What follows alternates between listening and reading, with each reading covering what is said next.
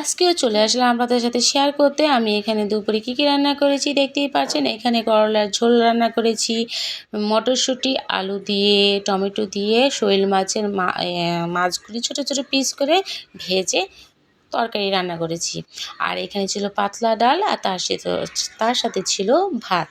কারণ আপনাদের সাথে শেয়ার না করলে একদম আমার ভালো লাগে না, যে আমি দুপুরে কী কী রান্না করেছি সেটা যদি না শেয়ার করি আমার সত্যি দুপুরে খেতে ইচ্ছা করে না। তো যাই হোক, আসসালামু আলাইকুম এভরিওয়ান, আপনারা সবাই কেমন আছেন? আশা করি ভালো আছেন। আলহামদুলিল্লাহ আমি অনেক ভালো আছি। আপনাদের সাথে এই যে দেখেন, আমি আজকে যে খাওয়া দাওয়া করব সেটাই আপনাদের দেখাবো। আমি কিন্তু আজকে শোল মাছের মাথা আর লেজ দিয়ে একটা ঝোল রান্না করেছি। কার কার পছন্দের খাবারটা? আর এই ঝোলটা যে এত মজা হয়েছে যা বলার মতো না। তো আমি এখানে মজা করে গরম গরম ভাত দিয়ে সুন্দর করে খাচ্ছি।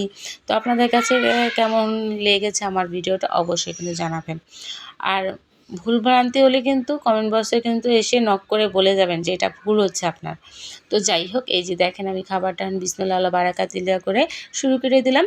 তো এখানে খেতে খেতে কিন্তু ওটার খাওয়া শেষের পরে আবার আমি শোল মাছের তরকারিটা নিয়ে নিলাম, যেটা আমি মটরশুঁটি আলু দিয়ে কষানো হয়েছে সেটা। তো নিয়ে এনে খাওয়া দাওয়া শেষ করব।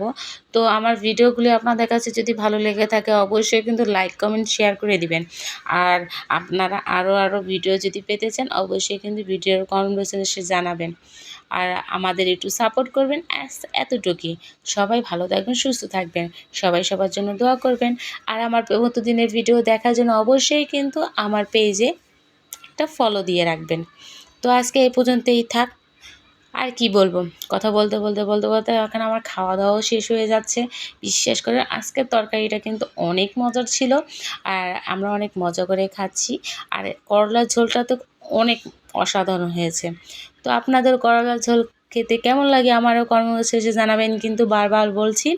তো আজকে এ পর্যন্তই থাক। সবাই সুস্থ থাকেন, ভালো থাকেন, সবাই সবার জন্য দোয়া করেন। আল্লাহ হাফিজ।